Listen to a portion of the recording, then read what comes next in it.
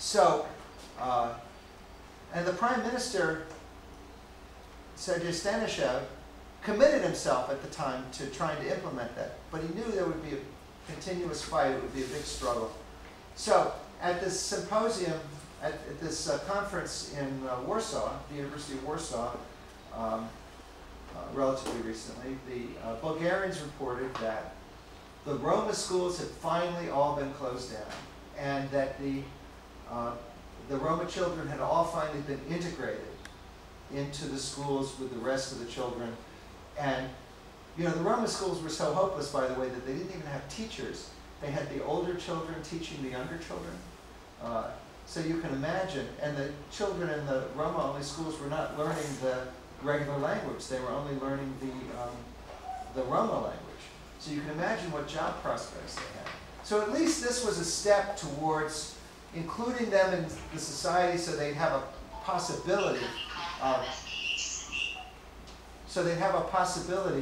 of being integrated into the society. And the amount of prejudice against them was so strong that Nicholas Wood, the New York Times reporter, who wrote an article about it in the New York Times, which is on our website, because it also included interviews with the Prime Minister about the results.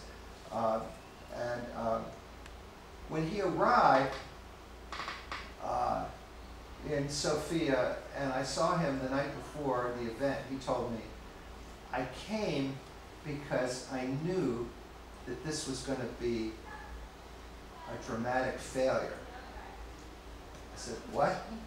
And I was thinking to myself, what kind of journalist are you? This is the New York Times? Come on. And he said, the reason is you don't understand how strong and deep the prejudice is against the Roma. There's no way that they will overcome it. It turned out that he was completely wrong. But I heard the prejudice in one of the groups, just to give you an idea of the dynamics of the opinion change. In one of the groups, I heard a woman saying, and these are moderated small groups, remember, I heard a woman saying that you can't trust the Roma. They don't show up for work. You can't rely on them. They'll steal from you. You can't do anything for these people. And she emphasized they don't have any work ethic.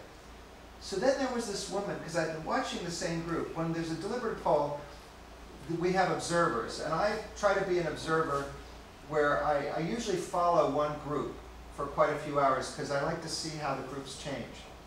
And I have other colleagues who go to other groups. And so there's a woman who I never quite noticed before.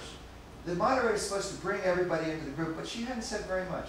And all of a sudden this woman spoke up.